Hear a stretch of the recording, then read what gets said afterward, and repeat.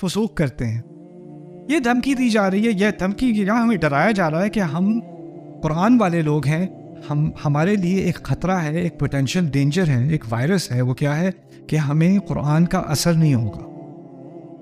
اللہ تعالیٰ بات کریں گے اور ہمارے جذبات پہ کوئی اثر نہیں پڑے گا. اور یہ ہم سے پہلے کچھ لوگ تھے جن کو اللہ کا کلام دیا تھا, ان پر بھی یہ وقت گزرا ہے. بہت عرصہ گزرنے کے بعد ان کا تعلق ان کی کتاب کے ساتھ ایک مصنوعی سا ہو گیا. اس کو پڑھ لو, برکت کے لیے پڑھ لو, شادیوں میں نکال لو, دلہن کے سر کے اوپر رکھ دو اس کو گاڑی تک پہنچانے کے لیے, کہیں بجلی نہ گر جائے اس کے اوپر, رائٹ.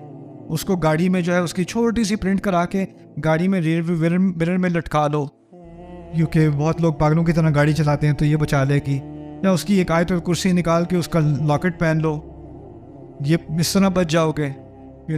عیسائی کیا کرتے تھے, بائبل کیا کہہ رہی ہے ان کو کچھ نہیں پتا. ایک وہ کروسیفکس لگایا ہوا ہے گلے میں, وہ بچا لے گا مجھے, سلیب لگایا ہوا ہے. ہوٹل میں پتہ نہیں کیا ہو جائے, ہوٹل کی ہر دراز میں کیا رکھی ہوئی ہے, بائبل کی کاپی رکھی ہوئی ہے انہوں نے. یہی کیا تھا انہوں نے اپنے دین کے ساتھ, ٹھیک ہے نا. یا گھر میں جا کے پینٹنگز لگائی ہوئی ہے جیزس کی, آرٹ لگایا ہوا ہے جیزس کا. ہم کیا کرتے ہیں, پینٹنگ لگا دیتے ہیں آیت کی, بڑی سی پینٹنگ لگائی ہوئی, والعصر ان الانسان لفی خسر, ٹی وی کے سامنے. وقت کی قسم, ایپیسوڈ 5 فوکس, اثر ہی نہیں ہوتا, اثر ہی بند ہونا, ختم ہو جائے اس کا اثر. یہاں تک کہ طرح رمضان ہے, چلو تراویحیں پڑھنے چلتے ہیں یار. اس مسجد میں وہ ذرا بہت سلو پڑھتے ہیں, وہ ذرا وہ والے جو ہے نا, وہ جو اللہ اکبر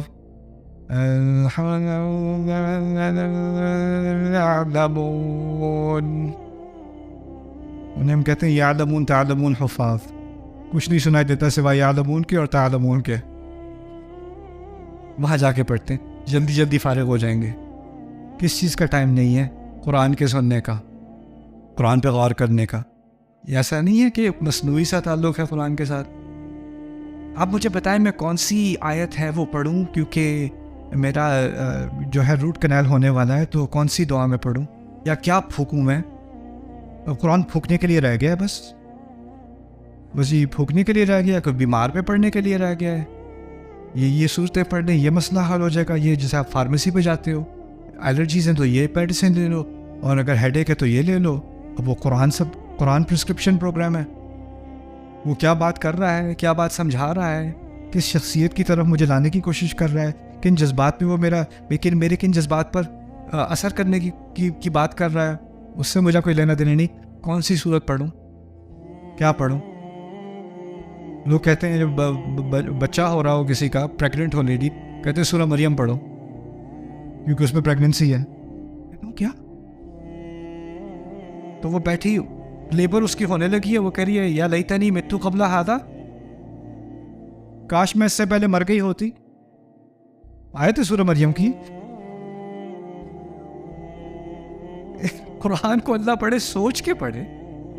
بار بار کہا ہے لعلکم تعقلون, لعلکم تعقلون لیدبروا, تاکہ تم سوچو, تاکہ تم سوچو, تاکہ تم سوچو. عجیب بات ہے, ہمارے کلچر ساؤتھ ایشیا میں ہم نے کیا کیا, ایک دو صورتیں نہیں, اور ان سے ہمیں بہت محبت ہے. آیت الکرسی سے بہت محبت ہے, ہونی بھی چاہیے. سورۃ الرحمن سے بہت محبت ہے. سورہ یاسین سے بڑی محبت ہے. سورہ یاسین کے شروع میں کہا ہے وَجَعَلْنَا مِن بَيْنِ أَيْدِيهِمْ سَدًّا وَمِنْ خَلْفِهِمْ سَدًّا. ان کے آگے دیوار, ان کے پیچھے دیوار, ان کو ڈھکا ہوا ہے. ان پہ تو کوئی فرق ہی نہیں پڑتا. ان کو دھمکی دو یا نہ دو, ان کو ڈراؤ یا نہ ڈراؤ, مانتے ہی نہیں ہیں, ایمان ہی نہیں لائیں گے. ڈھیٹ لوگوں کی بات ہو رہی ہے جن پہ کسی بات کا اثر نہیں ہوتا.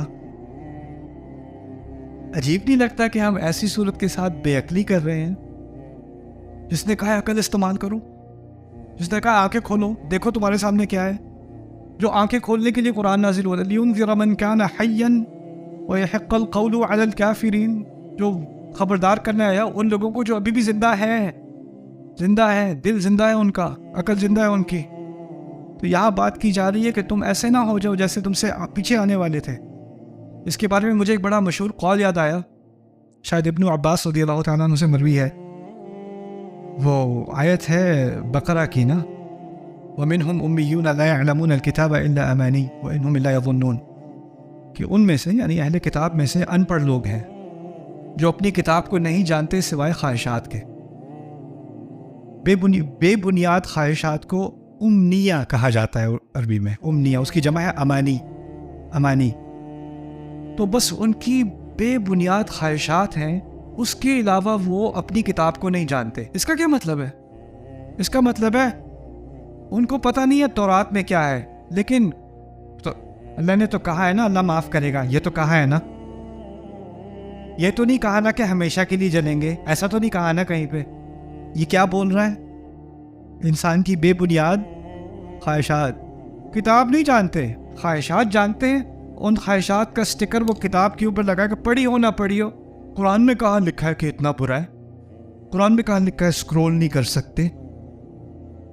لا یعلمون الکتاب الا امانی وانہم لا یظنون. وہ بس گمان کرتے ہیں، معلوم کرنے کی ضرورت نہیں انہیں. یہ ان کے بارے میں کہا تھا.